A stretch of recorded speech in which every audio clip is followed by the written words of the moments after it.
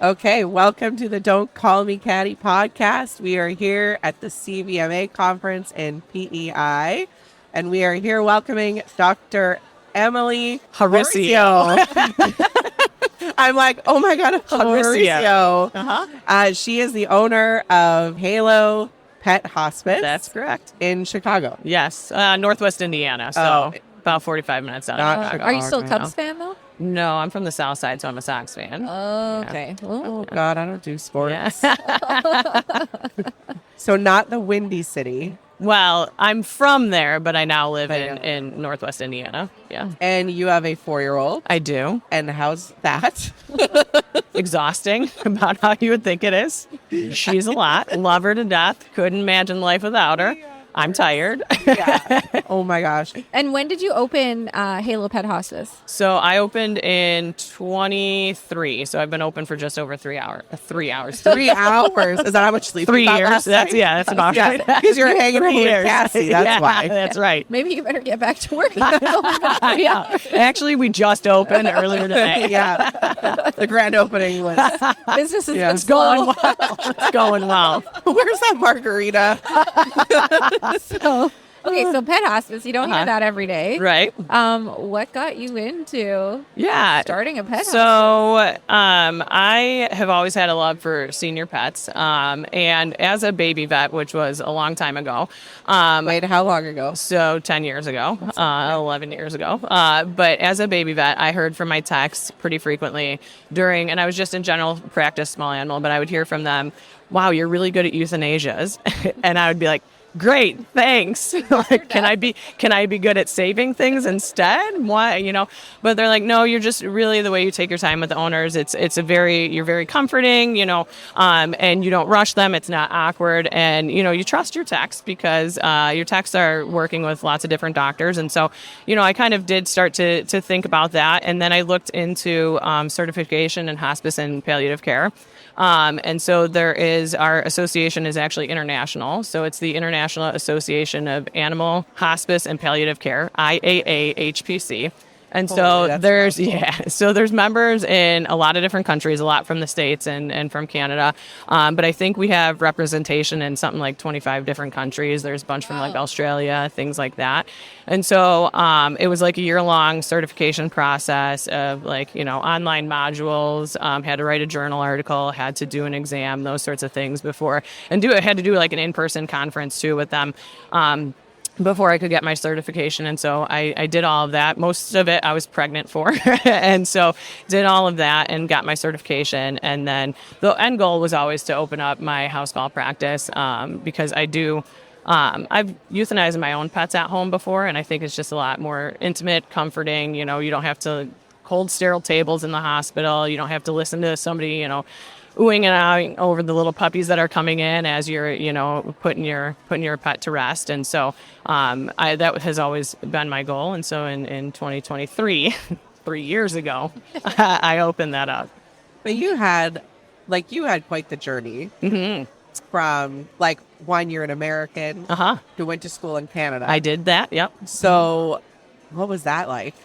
Well, I've always loved Canada. I grew up in a very hockey family, and so I play ice hockey myself. And so we've always loved coming up to Canada. And I had heard that PEI was like the most beautiful place ever, and it is. And so I was pretty excited when I got accepted and wanted to come on an adventure up here in the East. And It's a choice. It is. It's a choice. The winters were a little rough, a little bit rough. I was telling Kaylee, our producer, I'm like, whenever I come to PEI, it's always in the winter, but the hotel staff will tell me to get off the island. They'll be like, you have about 6 hours to leave here. Yep. Or you're stuck here for 3 days. Yeah. Like, it's wild. Oh, you gotta get storm chips too. That's a thing in PEI now. Yeah. You gotta stock up on storm chips before. What are storm chips? Are those like those cow chips? Because I tried them for the first time last night. Oh, yeah, Like, you're where has this been all my life? No, literally just any chips because the grocery stores right before a storm would be out of chips because everyone was stocking up on their storm I think they chips. actually have some munchos Yeah. or Oh, yeah. whatever those are. See? all you need. Did you need financing when you were... Okay, so let's talk about that. 'Cause Yeah. So ABC has the most U.S. seats available. Yeah. How much damage did you For vet school alone, I think I owe about $400,000. So, yep, that's correct. For international student fees, which is actually not, it's not that bad compared to what we would pay in the U.S. But then we found out the Canadians were paying like a fifth of the price for the exact same education. That hurts a little bit. Well, Canadians, I work with most of them. They're at $200K. Yeah.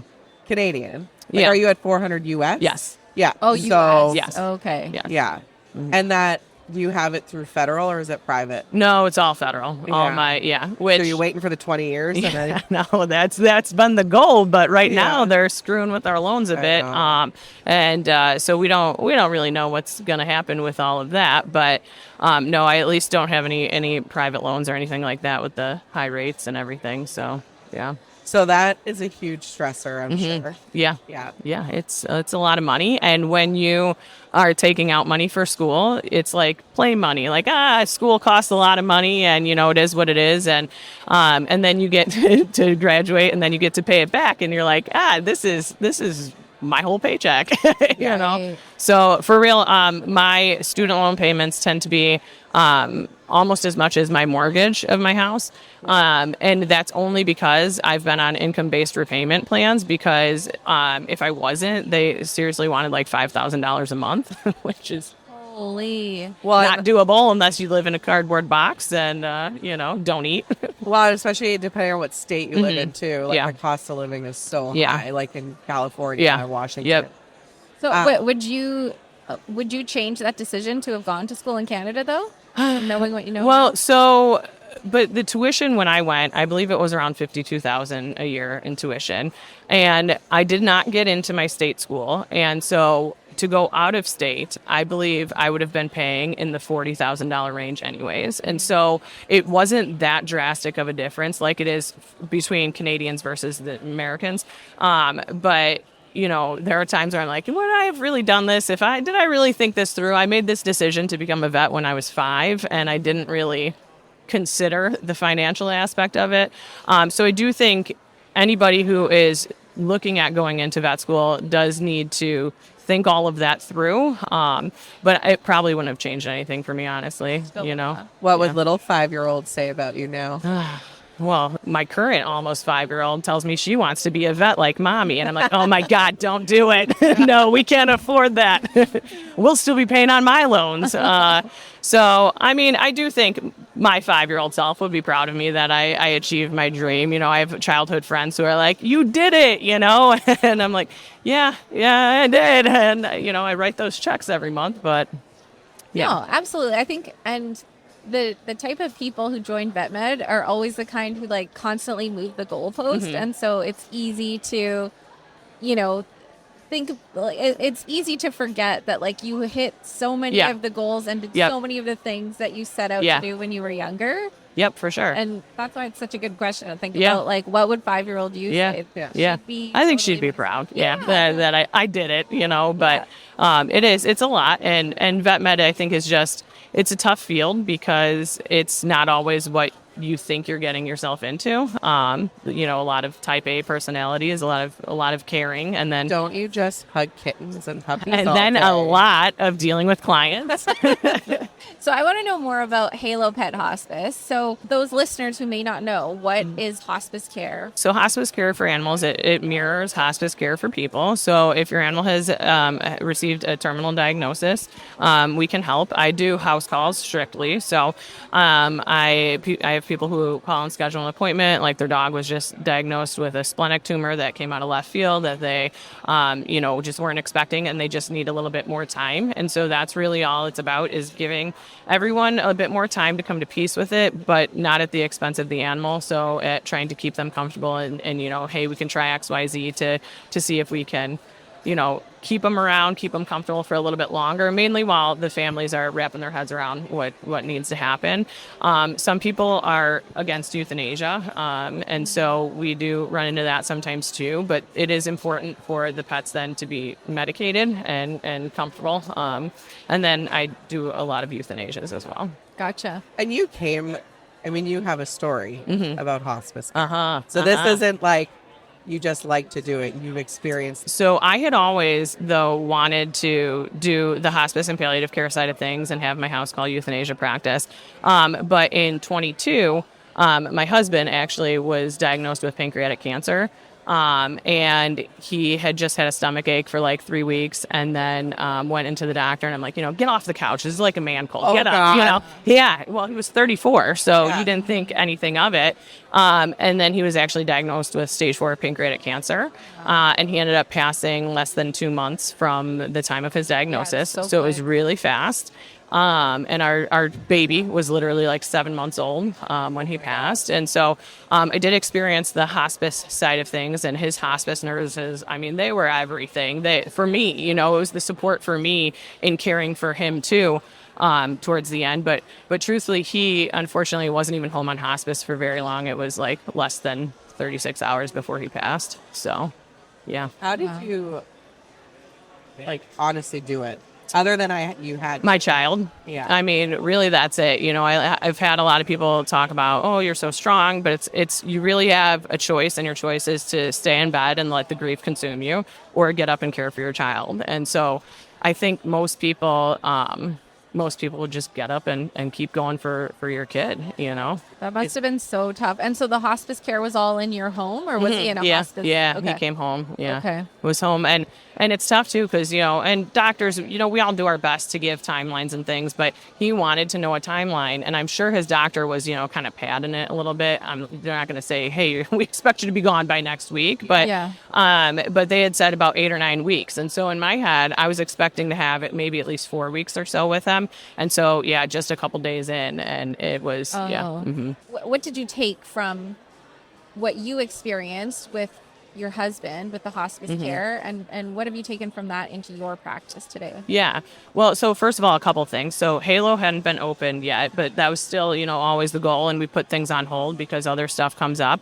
And so one of the biggest things for me was, we could all just be dead in 2 months. Like, you don't have all the time you think you have. He was a healthy 34-year-old, and he went from that to passing away. So we have a break. We need this. We need this. We need a spicy margarita. Thank you. Thank you. This is tequila, isn't it? Oh, cheers. Right. Cheers. Cheers. To Halo Hospice. Yes. To Halo Hospice. These are actually very good. Yeah, they're good. So Halo, you were putting Halo off. Yeah, so I had put it off, and then you have that realization that we just don't have as much time as we think we have, and so that's when I really put the ball in gear and got things rolling for opening my practice. And I opened up. How long after your husband passed? So he passed in June, and by that fall, I was putting stuff in motion, and then I opened the following March officially. Mess around. So, Wow. no, That's great, I mean, too. you could just it helps to have something to channel your energy into, and to have that purpose too. And I know, like, obviously I have my child too, but it helps me to focus that energy somewhere, and that's kind of how I worked through my grief too, which is probably ironic because I worked through my grief while helping other families with their grief of their pets. That was one of the big things is, you just do it. It also is probably not always good because I can justify a lot of things now, like, oh yeah, just take the trip to PEI. You could all be dead in 2 months. Just take the trip, YOLO,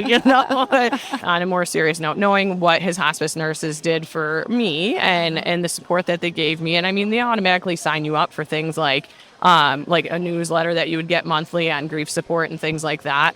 And being able to kind of take those things and channel it towards the hospice families as well of the pets. Yeah. Did you learn a lot? I mean, when my dad passed away, the stuff that people say is stupid. Fuck me. Yeah. What do you guys hate? Okay, so I had someone, and keep in mind, my dad and I were very close, and someone said to me, I totally know what you're going through when I put my dog down. And I'm like, fuck, I love my dog. Yeah. but it's a not little the same. different. It's not the same. And I think they're my babies and I love them to pieces. It's not. The same. It is not the same. It's not the same. Or like you said it like, oh, you're strong. Yeah, people. That's what now. I don't have a choice. What do you want? Should I go? Well, because then it's almost like a misconception or this perception that like, wow, look at you, you're doing so great, you're really trucking through. But really, you're like, I'm broken on the inside. I'm just going through the motions here because I have to. I'm surviving. Like I'm barely surviving. And I'm not that strong, but, I think given the situation, you have one of two choices. And so, you just choose to keep on going. But yeah, people say the dumbest stuff. What was the worst thing for you? He's in a better place. And I'm like, have you been there? Then I'm like, really? Then with his beautiful wife and child? I mean, there's no place better than right here, Yeah. Just ridiculous. It's not helpful. It's not helpful. But people say stuff because they don't know what to say and they are just trying. So there was actually a book called, are we allowed to swear on here? Yeah. It's called Fuck Death. And so that one helped me through it too because it was like, chapter 2 was like, people are going to say stupid shit and you're going to want to throat punch them. Here's a list of all the things people will probably say. Here's what you should do instead of throat punching them. Yeah. So yeah. I just learned anytime something happens, like someone loses a pet or someone loses someone, I'm like, there are absolutely no words that are going to make you feel better. Mm-hmm. Just know that I'm thinking about you. Yep. And then when people say, what do you need? I don't fucking know. Well, that was the other thing too. I was like, I need my fucking husband and somebody to help me raise this baby. Like, what do you mean? Like, you gonna jump in? I mean, I know. So what would be something they should they just do the thing? Just do it. Just do it. Just be there. Like, just show up. And just be there. I think when you go through a big loss, and I haven't lost a spouse, I lost a parent, but to lose someone that is so meaningful to your life, it's like, I don't give a shit if you show up on my door and you sleep on my couch and I never asked you to, but you're just there. Yeah. Right. Well, and it's nice too if, I had a lot of family and friends who would come over and help support me in the beginning, and it would be like, come over and, do my dishes for me. Like, keep some laundry going, especially having the baby and everything. We had tons of that. And that kind of stuff I think is more helpful than anything else.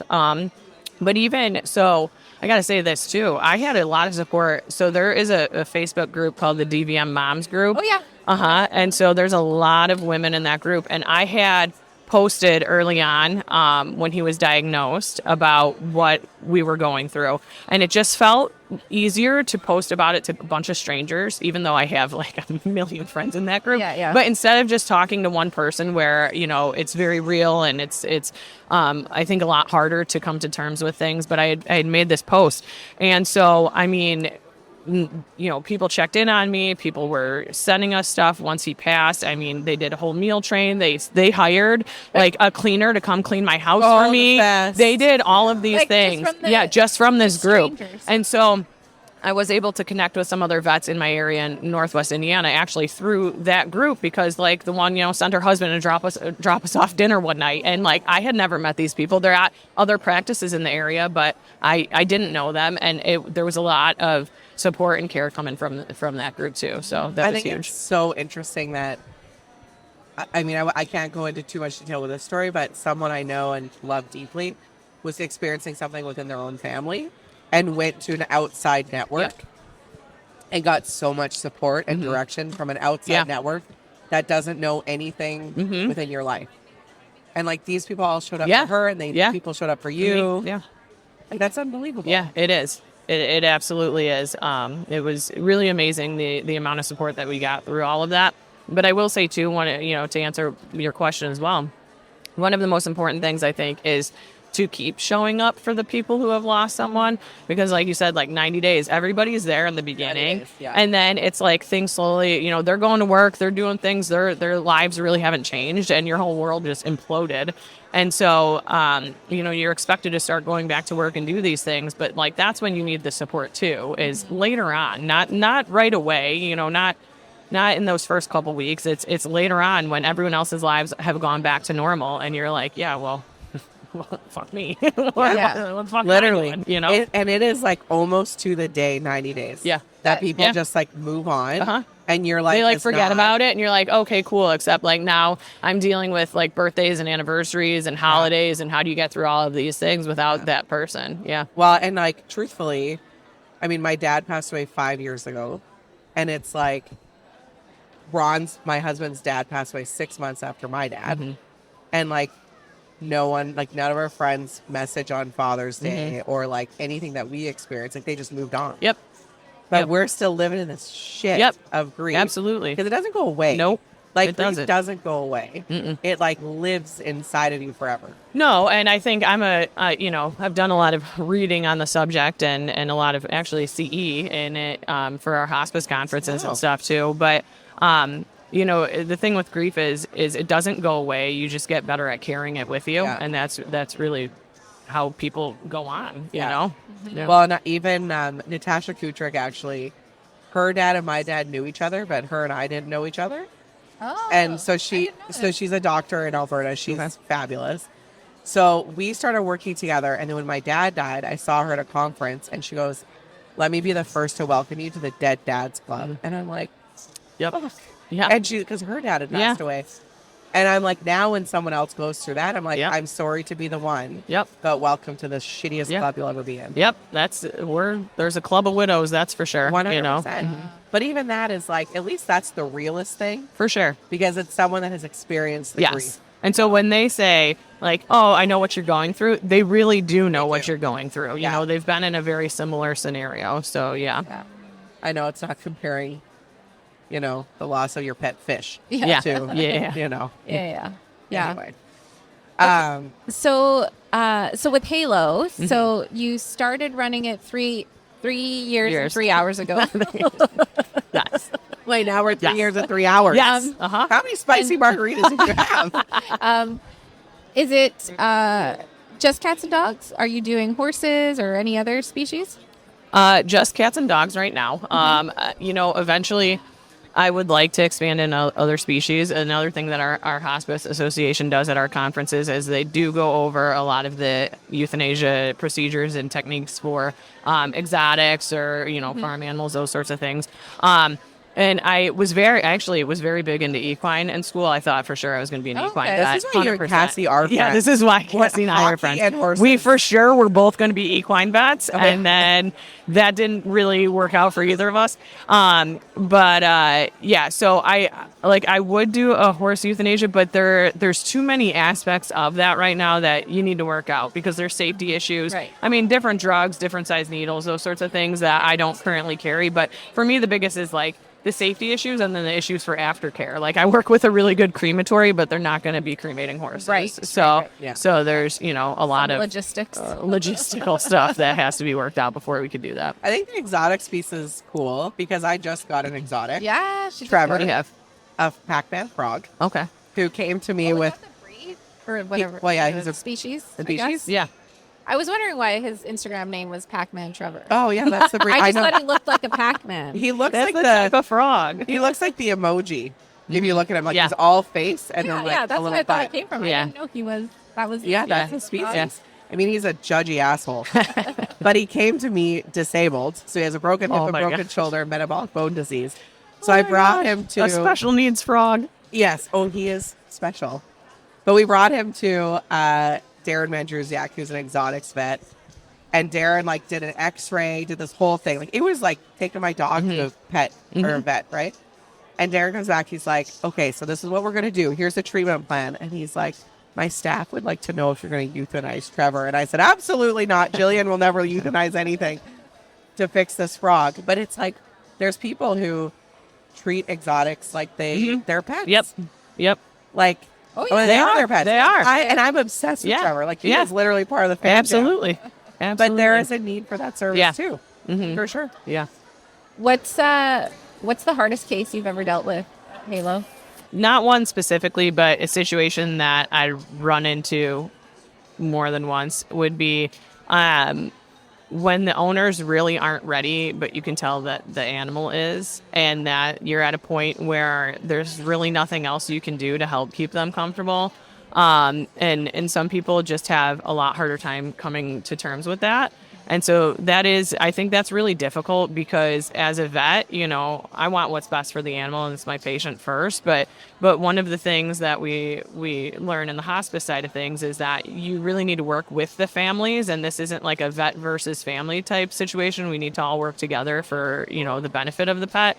And so I think that's sometimes hard to not just be like, dude, like, we got to do this, when that's really what you're thinking. But, to be compassionate with the families and try to also see their side of things. And, I think we've all probably lost pets. And so we all know how hard that is. And it is like losing a member of your family. Not really like losing your dad. But it is. Not really like losing your husband. Totally. But it is still losing a member of your family who's been there for you for a lot of things. And so I think that's one of the difficult aspects is, trying to get them to trying to gently get them to come to terms with it, I have a good line. Okay, so, let's hear it. So, and I got this from a human nurse. Okay. Who, it was when my grandma was dying, and my mom was exactly what you're describing. She could not come to terms with, like, we had all accepted, like, grandma is dying. Yeah. She had stopped eating, which we know people do when they're towards the end. And my mom wanted them to place a feeding tube. And the nurse was like, what is your goal here? Like, why do you want to place a feeding? Went through that whole thing. And the nurse said this line, which I've now used in clinic, which was, sometimes we want to, add on these treatments or interventions or whatnot because we feel like we'll be extending this person's life, but what we end up doing is extending their death. Yeah. And I was like, that's a good line. That's such a good line. It is. Because it's true. It is true. Well, and then it clicked for my mom. Yeah. She was like, she was saying to my mom, if your mom was hungry and, felt like she wanted some food but couldn't, because of some sort of dysphagia or something. Yeah. I would say, sure, let's intervene. But your mom's not hungry, and like went through everything. Yep. And so I've used that line. Yeah, it is true. It is true. Yeah. It was so sad when, there's rules and regulations and all of this, especially with human medicine. Like, it's easier to euthanize an animal than it is a human. Sure. Yep. And in my dad's case, like, we just wanted him, like, we were just like, please go. Yeah. And he fought on life support. Yeah. Like, we took him off life support. And it was 25 hours of us just sitting there listening to this godforsaken sound and beeping and like all this shit. Yeah, it's awful. And it's like, I'm like, can you just OD him? Yeah. And they're like, we OD'd him to the max that we're allowed to OD. And I'm like, this is not humane. No, it's not humane. It is absolutely not. I'm a big proponent that we should have euthanasia for people. And I think too in Alberta. We do in Maine. Yeah. I do think too that's one of the things that I tend to talk to clients about too, though. I'll draw on my own experiences, be like, listen, like, if you haven't experienced death, like, it's not always pretty. In fact, it usually isn't. The only reason people seem comfortable when they're dying, for the most part, because not always, is because they're heavily medicated until the end. And so you can't just say, I want my dog to pass in their sleep. That's not realistic. And they're usually going to be suffering before that happens. And so, I have a lot of conversations about that. But even still, I've had the thought too with my husband. And that last day, he was miserable. And if I had Halo open, I might be in jail. I mean, honestly, really though, like, to witness somebody that you love in that much pain. I'm like, if you were a dog, you would have been euthanized by now. Like, you wouldn't be going through this. No. It's horrific and absolutely inhumane. It is. And and it was just so sad. Like, my brother's like, let's just take him home. And I'm like, what the frick are we going to do with him at home? Like, well, got anything good at home? Like, what do we got? What do we got? Here's my hot take. This is why I don't like The Notebook. I hate The Notebook. Because I was just like, what? They're like going to die together in their sleep? I'm like, this is so unrealistic. Unrealistic. Yeah. And they close their eyes. Yes. Exactly. Then they're not dead. Hold hands and close their eyes. I'm like, fuck this noise. It's a story, guys. Yeah. It's Hollywood. It's like Hollywood has ruined vet medicine too. I mean, yep. In all fairness. Oh yeah, it's ruined a lot of things. Yeah. Okay. I won't get into it. No. We already talked about an island. Oh boy. we have to do Titanic off the houseboat. Oh, yeah. Okay. Remind me later. Oh, yeah, I heard about your accommodation. Oh, you're welcome. You're really into the immersive experience.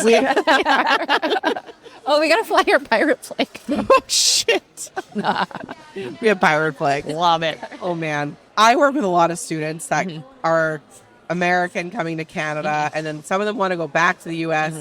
Some of them want to stay in Canada, which the cost is, like, to pay off that debt is really challenging. There are programs, like there was one client who went back to Maine for a few years so they could waive like $25,000 a year of debt would get paid. Any tips? Pick a different career. I mean, honestly, it is. I don't really have a lot of good tips. I mean, take out the minimum possible, and that's and I probably did take out more. I'd be like, oh well, I want to go home for Christmas, so here, what's an extra, a couple $1,000s, and I would take out the minimum possible. It's just so hard though, because vet school was like a full-time job. I even like babysat and did stuff to earn money on the side, and it still isn't enough. And so, I mean, you just kind of got to deal with it or make better choices. I know. It's a hard field. It is. But everyone says that you guys do it for the money. Not at all. Yeah. There's no money. Not at all. Are you sure? What money? But you're a business owner. Yes. You have lots of money, right? And that's even so much worse, too, because then I just, the guilt, and I'm like, oh, yeah, all right, I can just discount that. I know. And then meanwhile, we're having trouble paying our own bills but it's also, you got to do things that can make you sleep at night, but it ultimately is still a business. And so, yeah. Well, it's got to be harder for you being in hospice care to not get the guilt feeling. Yeah. And I try, one of the best things I did was I hired an assistant. And so, we love our assistants. She does a lot of mostly like handling phone calls and scheduling for me, but she'll be the first one who I'll be like, hey, just, I'm raising the prices up a little bit. And she's like, good, you should. You're undercharging. You charge way less than anybody else. And so I'm like, yeah, I need that person in my ear to like just be like, yep, nope, this is appropriate. And yeah, for you to drive an hour one way to go see an appointment, it needs to cost this much, Yeah.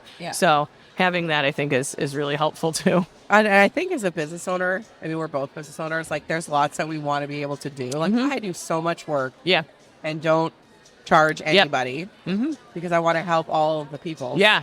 Well, and even right now too, with my hospice patients, I don't charge for other communication. So like they can text me and I'll be texting back. Now I tell them all I'm not available 24/7, and that doesn't stop them from texting at like 11 o'clock at night or, 5 a.m. or whatever. And I know that it always comes from a place of concern for their pet. But I do try to keep my boundaries more towards business hours, but I don't charge them extra for phone calls, emails, sending me videos and pictures and what should I do now and that kind of stuff. And I know there are a lot of hospice vets who do charge for those things, and I probably should be, because it is taking up time and my knowledge to do those things, but it's hard. It's hard. It's tough. Do you have like special, like when we put our animals to sleep and we did their paw prints, do you do anything? Oh yeah. So we're big on, making sure you have stuff to memorialize your pet. And I would rather have people have stuff and then be like, I don't need this or I don't want this, than to be thinking later on like, oh, I wish I had it. So I do a clay paw print, and then I do an ink paw print and an ink nose print, and then a lock of fur. So everybody, what fur? A lock of fur, little vial with their fur. Yeah, a little lock of their fur. Yeah. Oh, that's nice. How do you... Sorry, that was the Chicago, wasn't it? Yeah, it was. I was like, the what now? What are we doing? Lock of fur. How do you say it? I mean, I have horses, and when we were ready to euthanize, braid the mane. No, we cut their tail. Ah, the tail, yeah. So like with the bone? No. Oh. Jesus, you are dark. Mutilation. Yeah. The way you said it, though. Well, we cut their tail. What do you want me to say? Probably the tail hair. Oh, fair enough. Okay, I am not a DVM or an RVT. I got God, but there's like poems that are like, know the good horses when they go to heaven, they have no tail. Yes. Right? Yep. That's the whole thing. How do you handle the pricing of this? And I don't mean like in the clinic, but the one thing, and I like work with veterinarians and like teams and all of that. So I know that when my dog is lying there with everything connected, and they come in with the payment machine, and I have to pay for everything, I know it's coming. Yeah.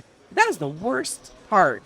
It's the worst for us too. Part. Yeah. So I always navigate that. So I always run my appointments the same way, and so I let people know ahead of time how we're going to do it, and it's told to them verbally over the phone. Then it's in an email as well. And when I get there, I even go over it again, and I say we're going to take care of the business side of stuff first. And so because I have to have consent form signed, and that has to be done before I perform the euthanasia, and so we do the business side of stuff first, so then we can focus on Fluffy. And so and people usually are still holding it together at that point. It's way better to get it out of the way first than trying to handle that when their pet has just passed. So we do that at the start of the appointment. And, sometimes if I've had people who wanted to pay ahead of time, and that's okay too. And I can send a link ahead of time for us to do that. Still have to get the physical signature when I get there. But the other part that's tough is a lot of people wait too long, and then they want to book the appointment. And so I've had it happen where somebody's paid, and then by the next day when I'm supposed to be there, the pet has passed on their own. So then you have to deal with refunds and things. So it's usually easiest to just handle it at the start of the appointment, and then... Well, I was going to ask, why couldn't we just prepay? So you have a lot plan. Of people. It happens a lot. Yeah. Nolan has a wellness plan. Yeah. So it's could you have a death plan? Yeah. You can. I've prepaid for euthanasias before. I've also been in situations with my cat recently. I had a house call vet come. She didn't bill me for must have been a couple weeks.